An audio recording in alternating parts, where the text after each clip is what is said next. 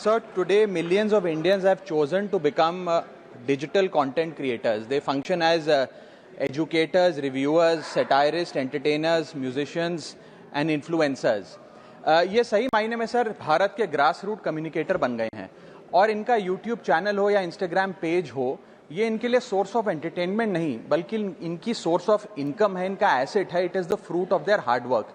But एक चीज़ से ये सब परेशान हैं और उस मुद्दे को आज मैं सदन में उठाना चाहूंगा. That is the issue of fair use and arbitrary copyright strikes by digital platforms.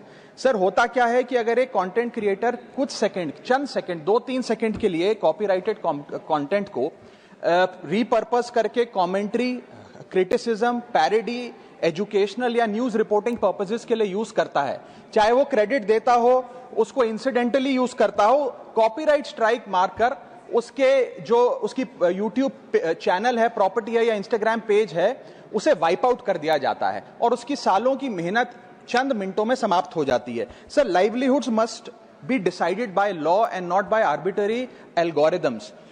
Sir, this by no means that one is against copyright holders. उनके हार्डवर्क और ओरिजिनलिटी को रिस्पेक्ट करने की जरूरत है, लेकिन यह समझने की जरूरत है that fair use is not piracy. Fair use where sometimes the purpose of using this content is incidental or transformative must not tantamount to wiping out somebody's hard work. Sir, because innovation cannot grow in fear and creativity cannot survive under threat. India का copyright act sir 1957 में बना. एक ऐसे दौर में बना जब ना इंटरनेट था, ना कंप्यूटर थे, ना डिजिटल कंटेंट क्रिएटर्स थे, ना यूट्यूब, इंस्टाग्राम था. And this act lakhs the very definition of digital creators.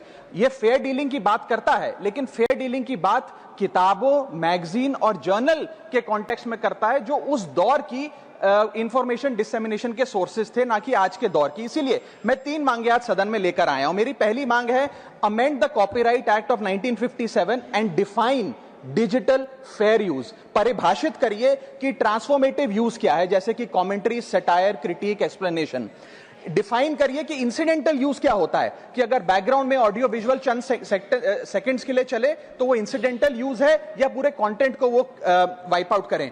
Proportionate use, educational use, public interest use and non commercial use की परिभाषा देने की आज आवश्यकता है. दूसरी मेरी मांग है sir, bring in the proportionality doctrine in copyright enforcement.